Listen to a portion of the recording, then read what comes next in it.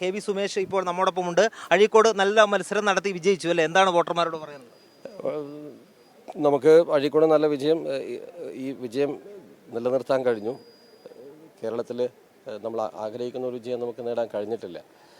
ഗവൺമെൻറ്റും കഴിഞ്ഞ 5 വർഷക്കാലവും മണ്ഡലത്തിൽ നടപ്പിലാക്കിയിട്ടുള്ള വികസനങ്ങളോടും പൊതുവിൽ ജനങ്ങൾ സ്വീകരിച്ച ഒരു സമീപനമാണ് ഈ വലിയ പ്രയാസം ഉണ്ടാക്കിയ ഒരു സാഹചര്യത്തിലും ഞങ്ങൾക്ക് ഈ മണ്ഡലം ജയിക്കാൻ കഴിഞ്ഞത്.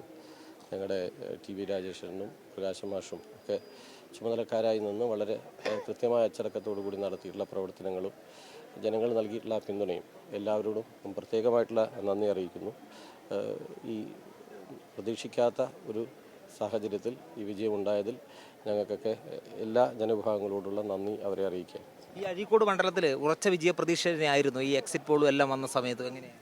ഞങ്ങൾ തുടക്കം മുതലേ വിജയപ്രതീക്ഷയിൽ തന്നെയായിരുന്നു. കഴിഞ്ഞ തവണ ഉണ്ടായ വിജയം ആവർത്തിക്കും, ആ അർത്ഥത്തിലുള്ള ഒരു കാര്യമാണ് തെരഞ്ഞെടുപ്പ് ഘട്ടത്തിലെല്ലാം ഞങ്ങൾക്ക് മനസ്സിലായിട്ടുണ്ടായിരുന്നത്. അപ്പോൾ അതുകൊണ്ട് തന്നെ ഇന്ന് രാവിലെ മുതൽ ചോദിച്ചവരോടെല്ലാം ഞങ്ങൾ ജയിക്കാൻ പറ്റും എന്ന കാര്യം തന്നെയാണ് അറിയിച്ചിട്ടുണ്ടായിരുന്നത്. നേരിയ മാർജിനിലാണെങ്കിലും നമുക്ക് ആ വിജയം നിലനിർത്താൻ കഴിഞ്ഞു എന്നുള്ളത് വളരെ സന്തോഷകരമായിട്ടുള്ള കാര്യമാണ്. പക്ഷേ അഴീക്കോട് മണ്ഡലത്തിൽ വിജയിച്ചു. കേരളത്തിൽ പൊതുവെ LDFന് തിരിച്ചടിയാണ് ഉണ്ടായത്. അഴീക്കോട് ജനവിധി നേരെ തിരിച്ചാണ് ഉണ്ടായത്. കേരളത്തിലാകെ ഉയർന്നു വന്നിട്ടുള്ള ഈ പ്രതികൂല സാഹചര്യത്തിൽ അഴീക്കോട് അസംബ്ലി മണ്ഡലത്തിൽ ഉണ്ടാക്കാൻ വേണ്ടി കഴിഞ്ഞിട്ടുള്ള വിജയം തീർച്ചയായിട്ടും ഇടതുപക്ഷ ജനാധിപത്യ മുന്നണിയെ സംബന്ധിച്ച് അഭിമാനകരമാണ്.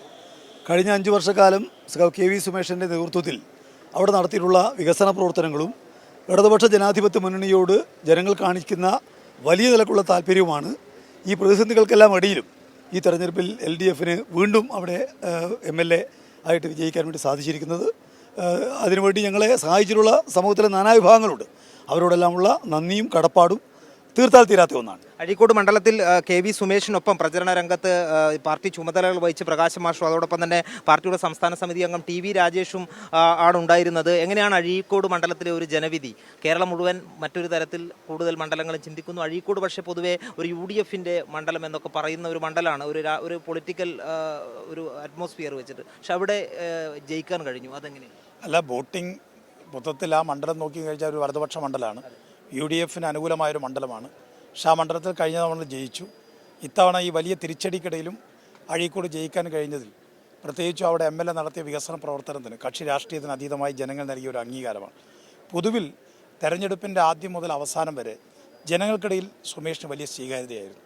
പലതരത്തിലുള്ള കള്ളപ്രചരണങ്ങളും അതോടൊപ്പം തന്നെ പല രൂപത്തിലുള്ള കൺസോളിഡേഷൻ ഉണ്ടാക്കാൻ എതിരാളികൾ ശ്രമിച്ചെങ്കിലും പക്ഷേ ജനങ്ങൾ സുമേഷിൻ്റെ പ്രവർത്തനങ്ങളെ പൂർണ്ണമായും അംഗീകരിക്കുകയും സുമേഷിനെ പിന്തുണയ്ക്കുകയുമാണ് ചെയ്തത്. അതുകൊണ്ടാണ് ഈ കനത്ത തിരിച്ചടിയിലും അഴീക്കോട് അഭിമാനകരമായി വിജയം നേടാൻ കഴിഞ്ഞത്. ഏതായാലും പാർട്ടി പ്രവർത്തകരുടെ പ്രവർത്തനം, ഏറ്റവും പ്രധാനമായും അഴീക്കോട് കെ വി സുമേഷ് കഴിഞ്ഞ 5 വർഷം നടത്തിയിട്ടുള്ള വികസന പ്രവർത്തനങ്ങൾ, ജനങ്ങളുടെ ഇടയിൽ നടത്തിയിട്ടുള്ള ഇടപെടലുകൾ, പ്രത്യേകിച്ചും ഈ വോട്ടെണ്ണൽ നടക്കുമ്പോൾ വലിയ ആകാംക്ഷ അഴീക്കോട് മണ്ഡലത്തെക്കുറിച്ചുണ്ടായിരുന്നു.